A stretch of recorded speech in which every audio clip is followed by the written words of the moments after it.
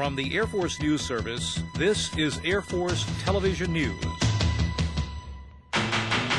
with Tech Sergeant Steve German. Hi there, and thanks for joining us. The military has a long history of heroes, inspirations to those who wear the uniform. Sergeant Alvin York in World War I, Lieutenant Audie Murphy in World War II, and Captain Lance Cy-John in Vietnam. But not all inspirations come from war. Lieutenant Colonel Andrew Lurake, an Air Force pilot, is one example. 2 years ago, after a motorcycle accident, then Major Lurake became an amputee. His flying days were over. At least that's what most people thought. Everybody but Major Lurake. His flying career didn't end. It was only put on hold. Staff Sergeant John Anderson explains. As a pilot assigned to Andrews Air Force Base, Maryland, Colonel Andrew Lurake is doing what all pilots do before a flight. But for Andrew Lurake, this day is different, very different. He is about to take his first operational flight in more than 5 years, a flight some thought he'd never make. I'm just excited to be here. It's you really can't wipe the smile off my face.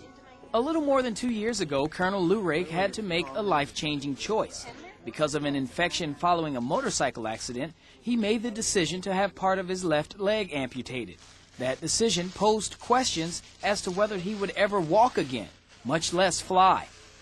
Today, he's not only walking, he's about to do what he has always loved to do, fly an airplane. I don't want to say this is what I was born to do, but this is what I've done most of my life. My whole Air Force career has essentially been airplanes. And I had it taken away from me because of an accident and a microorganism, and I had to fight to get back to it, to prove that I could fly an airplane again. Andrew Lurake is quick to admit that he didn't do it alone. He had help, lots of help.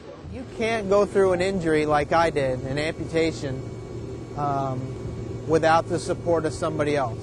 My family, my Air Force family, and everybody around me are what put me back into an airplane. I had a little bit to do with it, but they had a whole lot more to do with it. Now with that support, he's back where he wants to be, in the cockpit at the controls of an aircraft, fulfilling his dream of flying. Staff Sergeant John Anderson, Air Force News, Andrews Air Force Base, Maryland. Lieutenant Colonel Lurake is the first above-knee amputee in the history of the United States Air Force to fly. For Captain Terry Tyree Jr., just being in the Air Force is an inspiration. 14